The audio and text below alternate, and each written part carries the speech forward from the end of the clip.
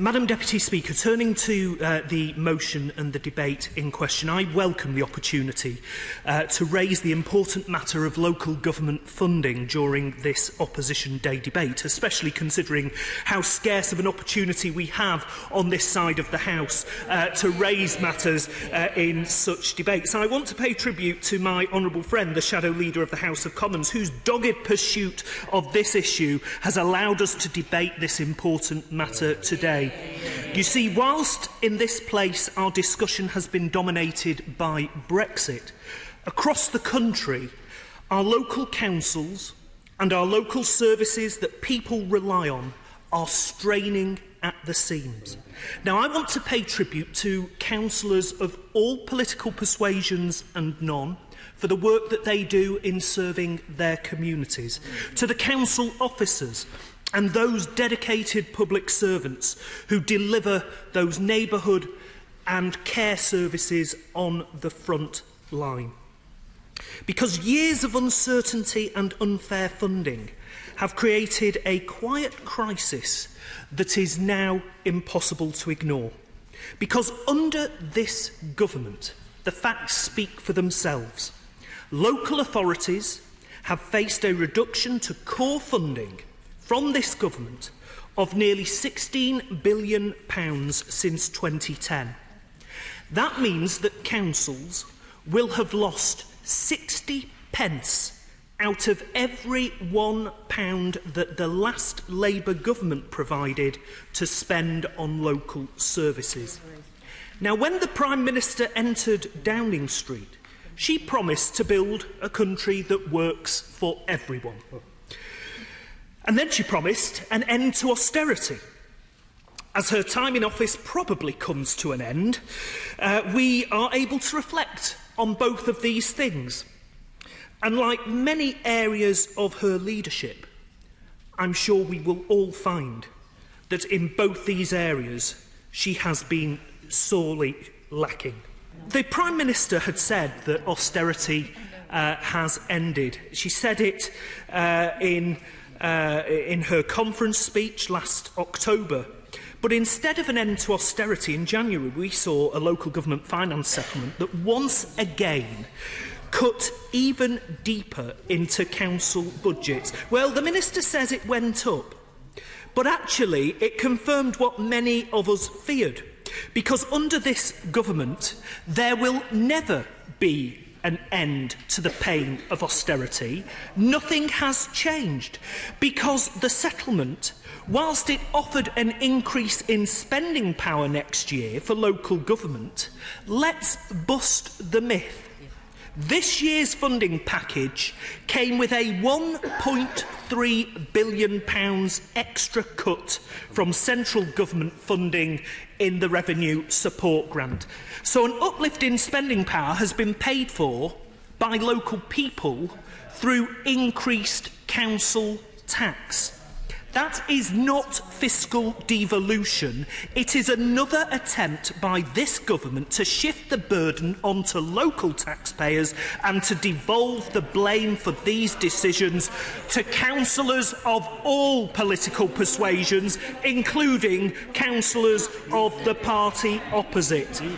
The fact is, though, Madam Deputy Speaker, that areas like the one I represent, I'll give way in a second, cannot bring in anything like the resources through local council tax increases that are needed to meet the growing demand for social care and for our neighbourhood services.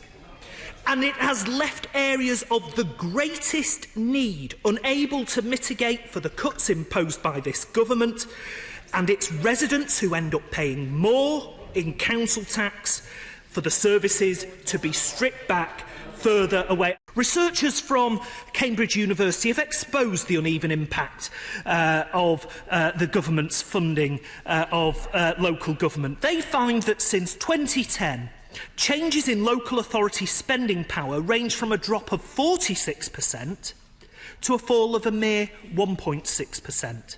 And when we compare these reductions to the indices of deprivation, we see that more deprived areas have been forced to undergo bigger cuts in service spending, with smaller spending cuts in the least deprived areas. 9 of the 10 most deprived councils have seen cuts 3 times higher than the national average. This is backed up by the Institute for Fiscal Studies, who also suggest that since 2016, the most well-off councils have actually seen an increase of 2.8% to their spending power, whilst the poorest areas have seen very little growth, despite facing the largest pressures on their services. The largest of these pressures remains adult and children's social care. According to the LGA, adult social care services face a £1.5 billion funding gap next year and needs £2 billion for children's services. But with the Cabinet too interested in the internal machinations and the absence of any leadership from the Prime Minister, we're yet to see the promised social care green paper. In fact, this year's April Fool revealed himself to be the Health Secretary after he missed his own new deadline of the 1st of April for the social care green paper. But no one was laughing, because this was the 5th missed deadline. Following the summer of 2017, the end of 2017, the summer of 2018, autumn 2018, and the 1st of April. Despite these delays, it seems that little progress has been made. And yet there is so much concern in the sector that last month, 15 key organisations, including the LGA, the Society of Local Authority Chief Executives and Senior Managers, and NHS organisations and charities, were forced to write to the government concerned that Brexit was becoming a distraction from any action on the real crisis that is happening to the services that people rely on. What we have seen is, for the first time in England, a standard £2,000 council tax bill introduced by a Conservative council. We've also seen the cost of failure from this Tory government, because Tory Northamptonshire has been pushed onto local people after the Secretary of State permitted the council to raise council tax above normal limits as it grapples with bankruptcy. Local people are paying the price for Tory mismanagement. This is what happens when the Tories don't fund local government and are in charge of the town hall. Austerity is not over. But across the country, Labour councillors and Labour councils are showing that it does not have to be this way. Under the shadow of this government, Labour councillors are innovating. They're standing up to austerity. They're protecting local services. They are the torchbearers for the new politics that we will see with the next Labour government. And on the 2nd of May, there is a clear choice.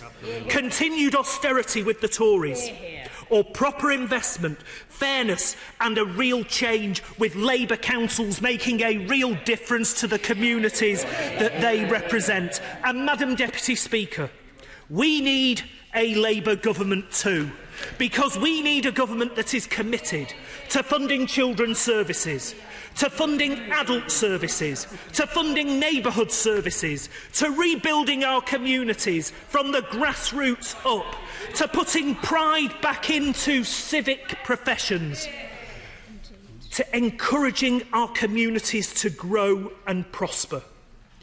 We will rebuild this country for the many and not the few. I commend this motion to the House.